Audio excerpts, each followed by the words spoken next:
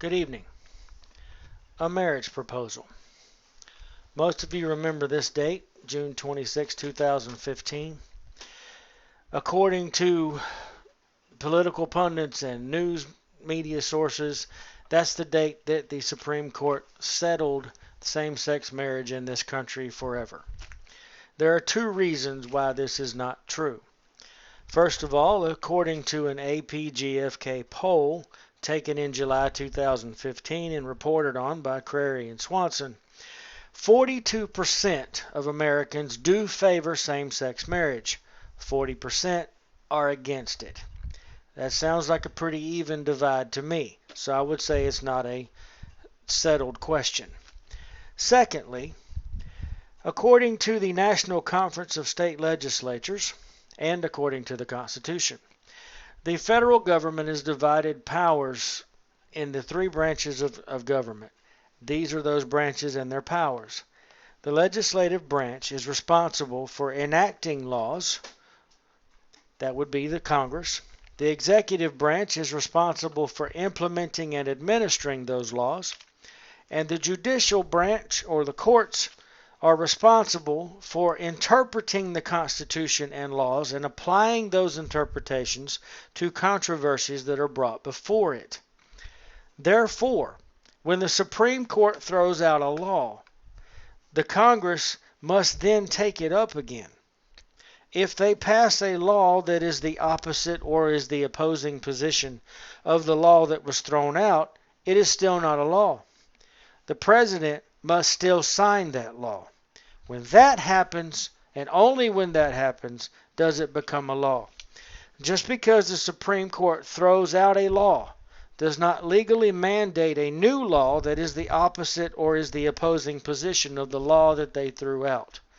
Therefore, when the Supreme Court threw out all those states' laws about same-sex marriage, that did not create a new law that gave same-sex marriage to the nation. It just threw out those laws. The founders of this nation saw fit to write into our country's foundational laws, the First Amendment. Congress shall make no law respecting an establishment of religion, or prohibiting the free exercise thereof, or abridging the freedom of speech, or of the press, or of the right of the people to peaceably assemble, and to petition the government for a redress of grievances. The religious right claim freedom of religion to defend themselves against the government trying to force them to not only accept gay marriage, but obligate them to take part in it. Anything less, they claim, is tantamount to religious bigotry. The religious right says that being LGBT is entirely a choice of the human will and not on the same level as race. However, the liberal half of the country claims that all people should have a right to marry, regardless of race, color, national origin, creed, or sexual persuasion. It almost seems that not since the Civil War has this country been so torn apart and divided on an issue that affects so many people's lives. After all, the recent legalizing of gay marriage will have far-reaching ripple effects. How are religious groups allowed to deal with same-sex couples? Are businesses forced to give benefits to same-sex couples? Are businesses that take part in weddings forced to take part in ceremonies that they disagree strongly with or face fines and foreclosure? In the midst of all this fuss, is there a solution that could actually help everyone? Perhaps, if all involved parties were to just step back. The Constitution, along with both common sense and common decency, can help to navigate these troubled waters. The solution may be much simpler than many Americans have made it seem. Perhaps the best way to solve the marriage debate for all is to A. Remove state and federal fingers out of marriage altogether by no longer issuing marriage licenses and allowing religious and other institutions to govern their own marriages. B. Allow states to issue civil unions to all couples. And C. Protect institutions, businesses, and individual rights to not take part in any civil union that violates their principles, as the First Amendment already declares. According to that poll, America is divided. The political left and right tend to have very different views on the role of government in the lives of its citizens. Those on the right tend to see government, as M.J. Frank said in the USA Today magazine in 2013, as the creature and not the creator of men's rights, and the servant and not the master of our private relations. Those on the political left tend to believe the opposite. Nowhere is this more evident than in the gay marriage question. Democrats in this same poll believe that gay rights trump religious rights 64% to 32%, while Republicans believe that religious liberty should trump gay rights 82% to 17%. How do we bridge this divide in a way that will be beneficial and fair to all parties? By creating a new constitutional amendment that does the following. A. Remove government out of marriage licensing altogether, while allowing institutions to govern their own marriages. Why remove this right? Because of the full faith and credit clause. This constitutional clause states that the full faith and credit shall be given in each state to the public acts, records, and judicial proceedings of every other state. This clause is why our driver's licenses, divorce decrees, and other legal documents, such as marriage licenses, are good in all 50 states. The reason this is a problem is that if a state legalizes gay marriage, then constitutionally all other states in the Union are legally bound to recognize that license.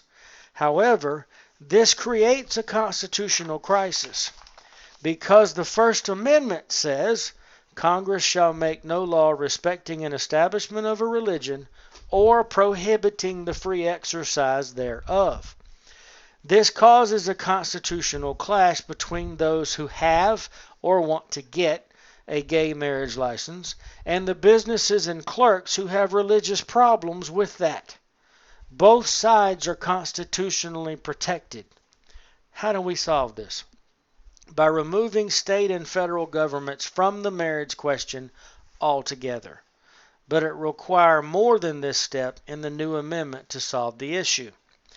B. Allow states to issue legal civil unions to all couples.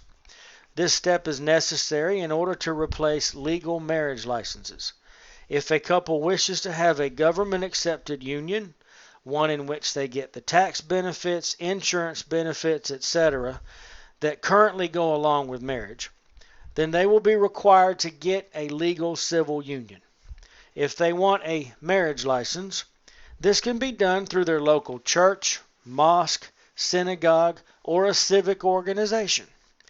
These people and groups can track and control their marriages according to their own beliefs, be they religious or not.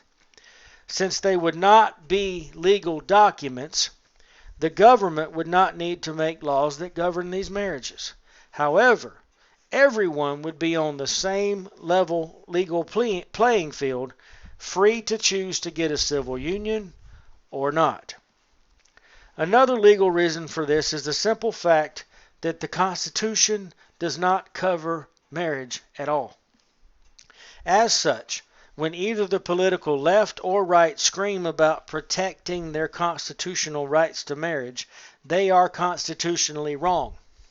However, there is one section that does apply. The 10th Amendment.